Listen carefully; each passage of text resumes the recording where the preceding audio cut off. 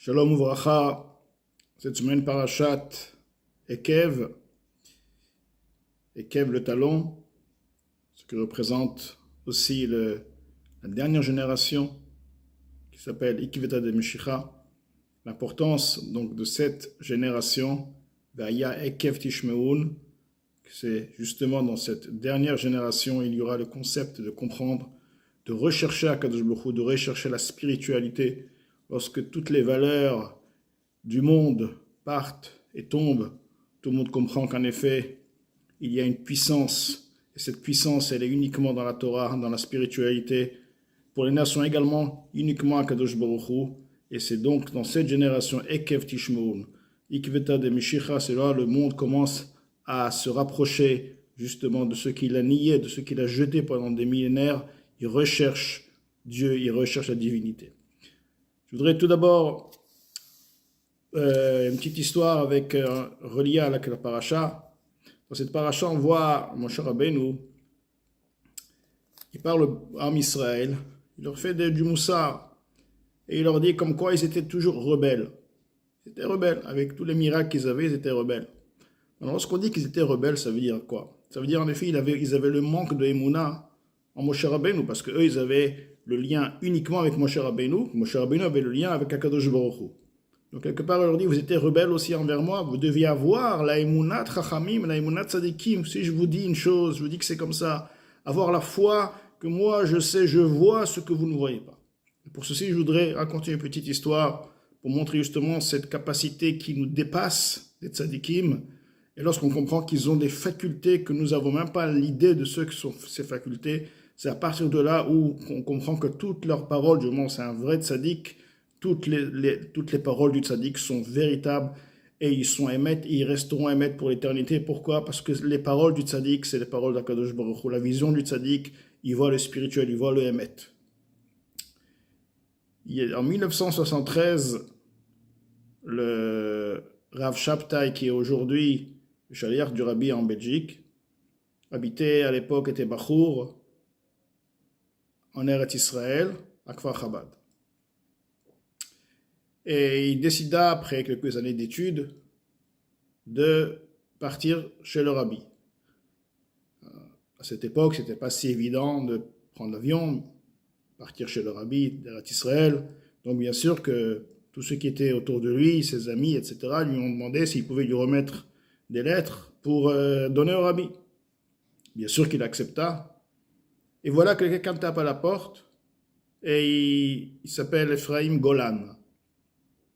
Il lui demande, est-ce que je peux te remettre une bénédiction pour moi? Je souffre depuis quelques années à la colonne vertébrale. Les docteurs ne savent pas c'est quoi.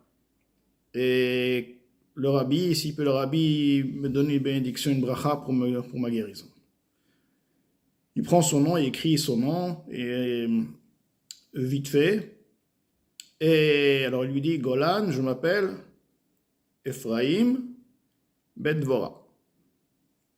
Et il oublie de marquer le nom de la mère, il était tellement bon. Il écrit Ephraim, Golan. Il n'a pas écrit Ben Dvorah, le nom de la mère. Voilà qu'il arrive chez le rabbi, etc. Et maintenant, il va rentrer en Yechidout, ce qui veut dire une audience privée. Et il remet au rabbi une lettre avec ses demandes personnelles et les demandes de tous ceux qui lui ont demandé. Et il écrit aussi le nom de Golan, donc Ephraim. Et il avait oublié le prénom de sa mère. Il se dit, qu'est-ce que je vais écrire? Ephraim Ben, le fils de... Il écrit Ben Sarah. Sarah, c'est Sarah Imenu. C'est la mère de tout l'âme Israël. Il a écrit Sarah. Le rabbi prend la lettre. Il passe un clin d'œil toutes les demandes. Il arrive en bas de la lettre où il y a la demande de bénédiction pour Ephraim Golan. Et là, le rabbi il lève la tête et il lui demande Ephraim Ben. Donc lui, il a écrit Ben Sarah. Le rabbi dit Ephraim Ben, le fils de. Alors, Rav Shabtai était un peu gêné. Il savait que c'était pas Sarah, c'était pas le nom de sa mère. Il essaie de dire quelques mots et le rabbi redemande Ben, le fils de. En d'autres mots, le rabbi il a compris qu'il avait oublié. Déjà, le nes que le rabbi sait que Sarah, c'est pas sa mère, la force. Mais le rabbi, il voulait lui faire comprendre déjà une chose. Si quelqu'un te demande, il te donne une bénédiction pour que je bénis, tu dois prendre les choses au sérieux. Tu dois vraiment faire attention à chaque demande, comme tes demandes personnelles. Tu fais attention et tu écris en long et en large toutes tes demandes. Comment se fait-il que tu as oublié le prénom de la mère de ce juif-là? Donc, le rabbi, il écrit à côté. Ephraim ben Dvora Esther. Et l'audience est terminée. Il sort. Il était très gêné. Il appelle M. Golan, qui était d'origine russe.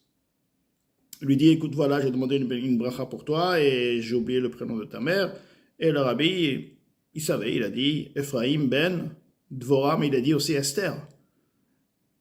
Alors, M. Golan, il a dit, oui, effectivement, Dvora, c'est vrai. C'est impressionnant comment le rabbi n'a jamais vu et il a marqué le nom d'une personne et il savait quel était le prénom de ma mère. Mais Esther, c'est pas le prénom de ma mère par contre. Ma mère avait un prénom, c'est uniquement Dvora, c'est Dvora. Il dit, écoute, si le rabbi a marqué Dvora Esther, c'est que ta mère a deux prénoms.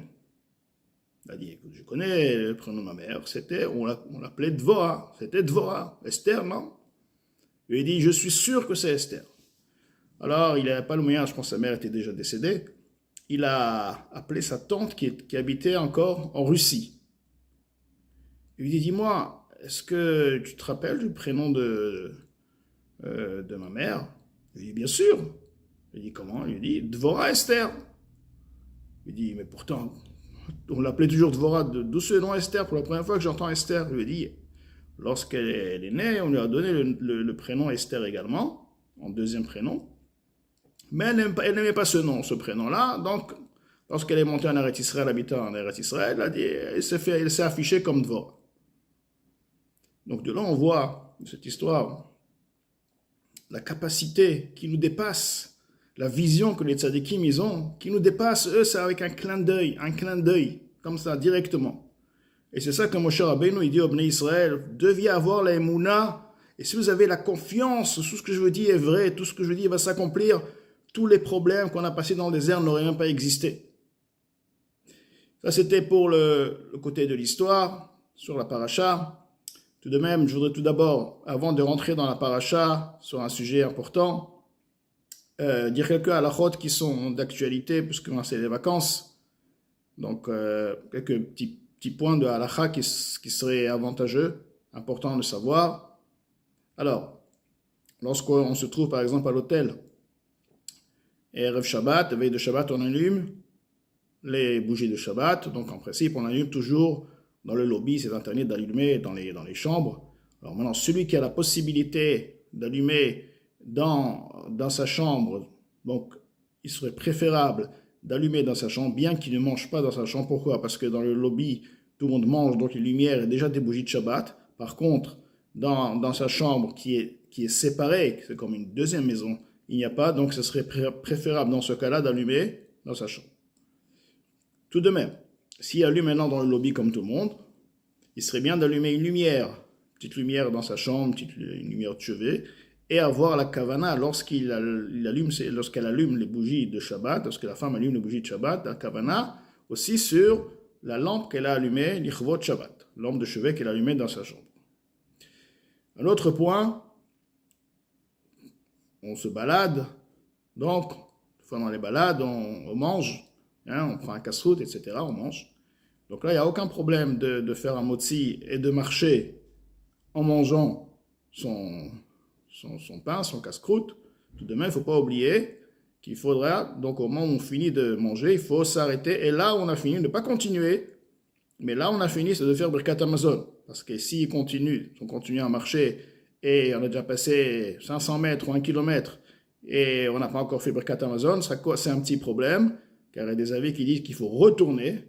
Alors maintenant, c'est sûr que s'il a oublié et il a maintenant moyen de manger un petit bout de pain, qui est encore il a un petit bout de pain, donc il mange et là il fait Birkat Hamazon sur place, Mais si il n'a pas, donc vraiment c'est difficile, donc il pourra le faire, compter sur les avis qui disent on peut le faire, puisque c'est Beshogeg, c'était pas avec Havana, donc il peut le faire là où il se trouve.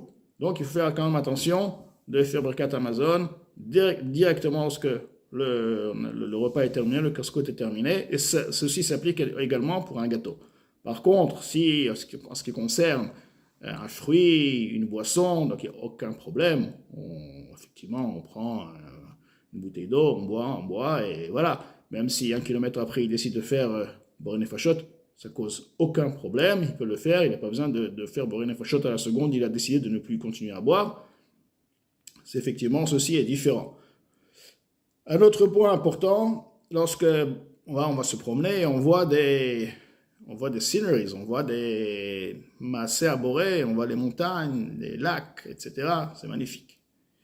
Donc il y a une bracha à faire. C'est massé bereshit. Alors ce bracha, elle est vraiment lorsqu'on a le plaisir.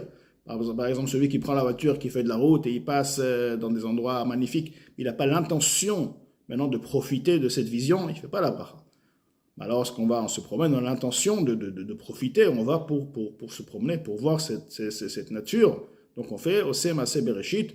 Tout de même, une fois qu'on l'a fait une fois, on n'a pas besoin de le refaire tous les jours, puisque ceci est valable pour 30 jours.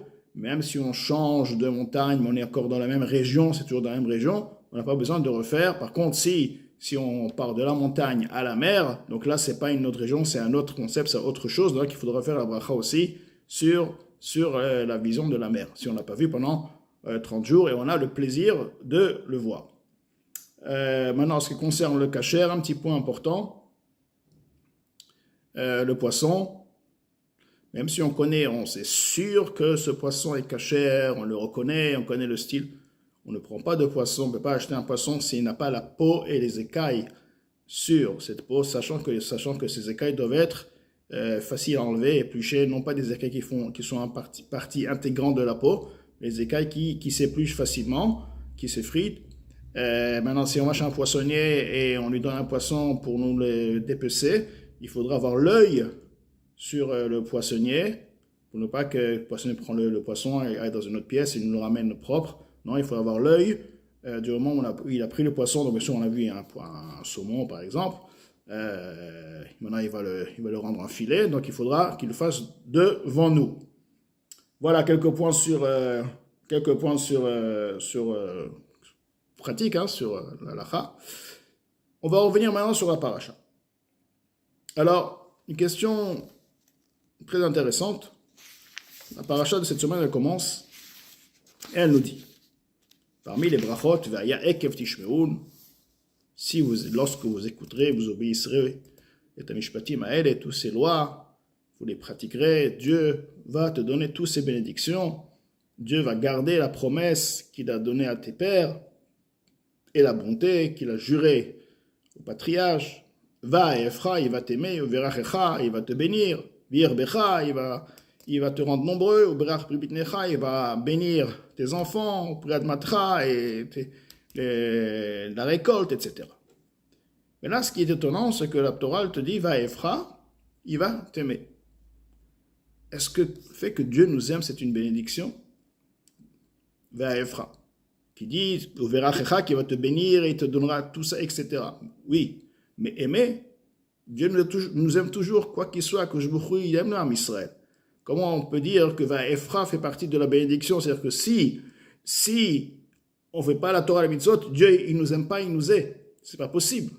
De plus que dans l'Haftara que nous allons lire dans Parashat Ekev, nous allons voir quelque chose d'extraordinaire.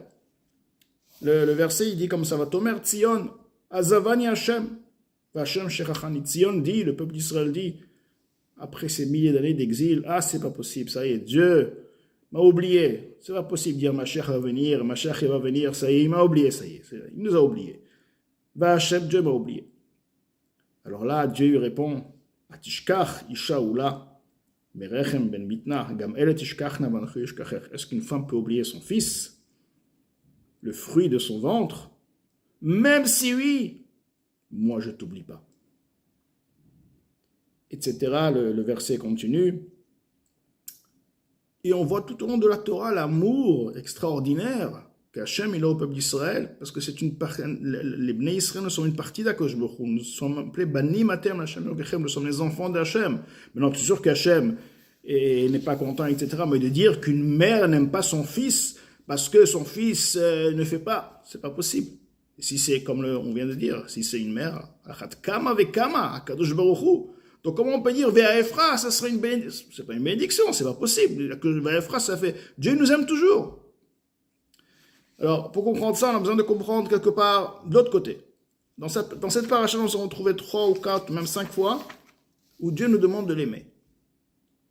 Ve'ahavta et Hashem, le'ava et Hashem elokecha, etc. 3-4 fois dans cette paracha, minimum. La question qui se pose, pourquoi cette importance, pourquoi Dieu donne tellement d'importance au fait qu'on doit l'aimer, qu'on doit le craindre, effectivement, parce que si on ne craint pas Dieu, ça veut dire qu'on n'a pas la prise de conscience qu'il y a un Dieu, effectivement. Mais aimer, bon, c'est sûr, c'est bien, mais ça fait partie, c'est aimer Akadosh Baruch Hu, c'est une base. C'est une base. Ve'ahavta et Hashem elokecha. Ça commence, ve'ahavta et Hashem, et tu aimeras Akadosh Baruch Hu. L'importance de cet amour qu'Akadosh Baruch Hu attend du Ham Israël. Pourquoi Akadosh Baruch Hu attend tellement cet amour-là du Ham Israël? Alors en effet, cet amour, l'amour que l'âme Israël est là envers Akadosh Baruch Hu, il est toujours là. Akadosh Baruch Hu ne nous demande pas de faire quelque chose de nouveau. C'est pas alors comme il nous demande de faire telle mitzvah, de faire telle mitzvah. Là, il dit, fais Shabbat, fais ci. Fais... Là, il te demande pas, il te demande juste d'enlever le voile que tu as en toi, et automatiquement, tu vas l'aimer. Il n'y a pas une demande particulière d'aimer. C'est pas nous dire que quelqu'un aime l'autre. Non, enlève le voile, là, que faut nous dire.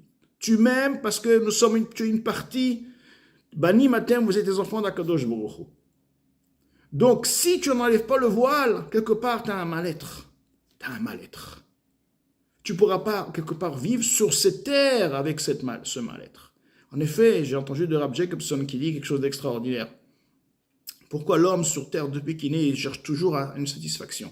Il cherche quelque chose qui lui manque. Il manque quelque chose. Alors, il veut gagner beaucoup d'argent, il veut ci, il a un manque, il a besoin de satisfaire ce manque-là. Ce manque-là vient depuis la naissance. C'est ce voile, une fois que l'enfant, la neshama, rentre dans le corps, qu'il soit juif ou non juif, une fois que la neshama, elle se sépare de sa source et elle n'a pas réalisation de sa source, et il a un manque extraordinaire en elle. Elle se sent déséquilibrée. Elle a besoin justement de satisfaire par des actions, etc. Donc en effet, cet amour que Baruch Hu nous demande, il nous demande tout simplement d'enlever le voile que nous avons en nous, de comprendre que nous aimons Akadosh Baruch Hu. Tu aimes Akadosh Baruch Hu. Et la preuve qu'Am Israël aime Akadosh Baruch Hu, que lorsqu'il s'agit de Messiot Nefesh, lorsqu'il s'agit de donner sa vie pour Akadosh Baruch Hu, d'un coup cette flamme elle jaillit. Mais le juif le plus simple des simples, il ne va jamais faire Avodah Zarah. Pourquoi? Parce que je ne peux pas me séparer d'Hachem, c'est impossible. Attends, mais Kacher, tu n'as pas mangé, et même des petites choses, et là tu es prêt de mourir. Je ne comprends pas. Alors, oui, je veux bien, mais comment toute ta vie tu jettes et tout, comment? Parce que là, en fait, l'amour, elle s'est révélée. Il avait toujours cet amour. Lorsqu'il arrive à un Isaïon, alors le voile il tombe, parce que ça fait un réveil, ça creuse. Et là, effectivement, il sent l'amour extraordinaire, et il donne sa vie avec joie, pour ne pas se séparer d'Akadosh Baruch Hu. Donc en effet, avec cette question-là, avec cette réponse qu'on vient d'expliquer, on va comprendre Vaefra. Lorsqu'on dit Vaefra, on a demandé, mais Dieu il nous aime, c'est-à-dire quoi? C'est pas une bénédiction. Ça ne veut pas dire qu'il t'aime maintenant, ça veut dire que tu vas comprendre qu'il t'aime.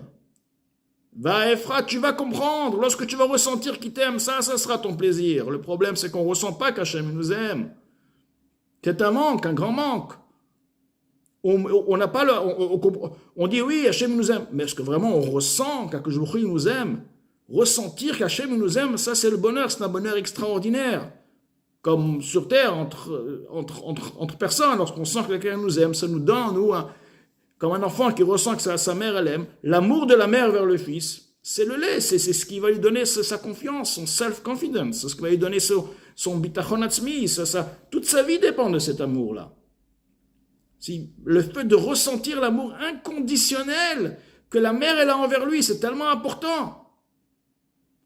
Donc, à plus forte raison de sentir Cet amour, la Kadosh Baruch Hu, qui nous aime, quoi qu'on soit, sans différence, parce que nous sommes une partie de lui, parce que nous sommes ses enfants, nous sommes liés avec lui. Ça, c'est un plaisir. Et ce plaisir-là, c'est une bénédiction. Il te dit, je vais te faire ressentir ça. Ça, c'est, je t'aime, c'est une chose, mais que tu ressentes que je t'aime, ça, c'est une bénédiction. Effectivement, tu vas ressentir, comme toutes les bénédictions qui va te donner ça, tu vas ressentir, tu vas dire d'une manière claire, Dieu m'aime. Et ça, c'est un plaisir extraordinaire. Et ça, c'est le message qu'il faut prendre de la paracha. Le travail que nous devons faire, en effet, dans la Torah et les mitzvot, c'est tout simplement d'être naturel. Il faut être naturel. Tout simplement naturel. Nous aimons, nous sommes liés avec HaKadosh Baruch Hu de par notre essence. Et lorsque nous savons que nous aimons HaKadosh Baruch Hu, nous allons donc vouloir aimer HaKadosh Baruch Hu. Il faut d'abord vouloir l'aimer. Et nous savons que nous l'aimons au fond de nous, et nous voulons l'aimer. À partir de là, nous allons trouver les moyens, les facultés logiques qui vont nous faire comprendre pourquoi on doit aimer HaKadosh Baruch Hu. On va commencer à travailler sur nous-mêmes et voir la grandeur et voir sa bienveillance, etc. Arriver à cet amour-là. Mais tout d'abord, il faut comprendre, il faut savoir une chose. HaKadosh Baruch Hu nous aime et nous aimons HaKadosh Baruch Hu, donc tout est là. Il faut juste tout simplement enlever ce voile. Et effectivement, la Torah nous dit que la récompense finale, avec la venue de Mashiach, elle le met en deux mots. Umal Hashem Elokecha et levavcha, et levav zarecha le'ava et Hashem Elokecha, bechol levavcha bechol nafshecha men chayecha, dans Parashat Kitavo, ou Nitzavim. HaKadosh Baruch Hu, il va faire la Brit Mila, il va enlever le voile de ton cœur pour aimer Dieu comme tu aimes ta vie. Tout le Mashiach, tout le concept de Triat Amitim, tout, c'est quoi en fait, ça se résume? Tu vas aimer Dieu. Il va enlever le voile. Là, tu dois le faire et t'arrives, tu enlèves toi le voile, tu fais un effort. C'est extraordinaire. Celui qui enlève un peu le voile, il ressent, c'est un plaisir extraordinaire. Au moins, il sent, c'est une autre vie. Mais combien que tu vas pouvoir le faire? Lorsque Mashiach va venir, ça y est, Dieu va enlever. Et là, ça sera ton plus grand bonheur. Ça, c'est Mashiach. Ça, c'est la révélation de ton âme. Elle va jaillir de son voile. Il n'y a plus de voile. C'est une nouvelle... Nous sommes différents, complètement différents. C'est pourquoi ce sera un monde pur, un monde d'amour, un monde de bonheur. On va enlever ce voile, on va enlever toute cette obscurité. L'obscurité où le monde y vit aujourd'hui ne va plus exister. Donc on peut comprendre si la Torah, elle nous donne cette récompense, on nous dit Umal Hashem Elokecha et levavcha et levav zaracha, que la bénédiction, la bracha de Mashiach, ce que Dieu, à part toutes les bénédictions qui vont, il va t'amener en Eretz Israël, etc., et tu auras le bonheur, et tu auras la largesse, et tu auras, etc., etc. Mais la finalité, c'est quoi? C'est les Ahava et Hashem Elokecha. Tu vas ressentir l'amour, c'est ça le Gan Eden, c'est ça le paradis. C'est l'amour extraordinaire, c'est le plaisir inouï. Infini, la Kadosh Baruch Hu. Et là, sur terre, on va l'avoir. Tout de même, maintenant, nous pouvons aussi accéder. Et c'est ça justement la mitzvah. Ve'avta, Hashem te dit, pour toi-même, pour ton bonheur, aime-moi. Ressens que tu m'aimes. Parce que tu m'aimes, juste enlève ce voile. Déjà, aie la volonté de m'aimer. Comprends que tu m'aimes, tu es une partie avec moi. Maintenant, travaille. Et tu vas avoir déjà ce plaisir, et tu vas t'attacher à la Torah, et les mitzvot seront un plaisir. Pourquoi j'étudie la Torah? Parce que je ressens que dans la Torah, il y a Hachem. Et la seule manière de m'unir avec Hachem, c'est en étudiant la Torah. C'est pas le concept intellectuel, savoir, à part le fait de savoir ce qu'il faut faire, etc., avoir la connaissance, et faire la mitzvah. Je m'attache à Kadosh Baruch Hu. Comment je vais m'attacher à lui? Je fais quoi? Je prends mes mains, je fais quoi? Je comprends un sujet de Torah. Dans ce sujet de Torah, il y a Hachem. Oraïta avec Kuchabrichu Kulachat. La Torah et Hachem est une chose. Et moi, je vais maintenant m'attacher à Kadosh Baruch Hu. Je me lève à minuit. Je me lève à 3 heures du matin. Je prends un petit café. Je dis, je veux m'attacher à Kadosh Baruch Hu. Je m'assois 10 minutes, un quart d'heure. J'étudie un passage juste pour m'attacher à Kadosh Baruch Hu. Pas plus. Maintenant, et après, je vais dormir. Quel bonheur. Ça, c'est justement le message de la Torah. Ve'afta, fais des efforts. Commence à aimer. Mais real. Aime Akadosh Baruch Hu, aime-le. C'est pas, oui, je dis, aime Akadosh Baruch Hu, fais. Et lorsque tu vas faire un petit pas, tu vas le ressentir et tu vas aller de plus en plus. Et Bezrat Hashem, très très bientôt, nous allons tous mériter d'avoir cette révélation extraordinaire de Mashiach. Et comme la Haftara de cette semaine, elle conclut, Ki nicham Hashem Tzion, nicham et chovotea, que je vous va consoler Tzion, il va consoler tous les débris, toutes les murailles, toute la ville qui a été détruite. Il va la consoler comment? Il va rendre son désert comme le paradis, et sa plaine comme le jardin de Hachem. Alors, non, en Eretz Israël, il y aura Sasson Vesimcha, il y aura un remerciement et une voix de remerciement, une voix de chant. Ça sera vraiment le moment où on va s'unir dans la joie, dans la bonté. C'est ce qui nous attend. Et pour l'instant, chacun prend celui qui comprend l'importance d'aimer Akadosh Baruch Hu et le plaisir qui est vraiment juste à côté. En faisant ce petit pas, nous allons changer toute notre vie et amener la Shrina dans notre vie. Shabbat Shalom.